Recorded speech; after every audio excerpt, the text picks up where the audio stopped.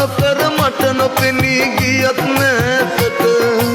මගේ සිතත් නුඹ සමගින් ගියා බෝදුර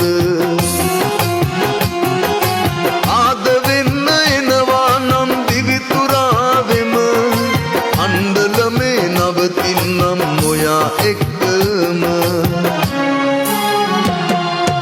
අණ්ඩලමේ වැව බලන්න පැමිණි වෙලාවේ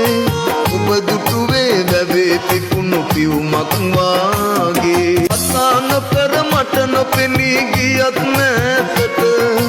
මගේ සිතත් නුඹ සමගින් ගියා බෝදුර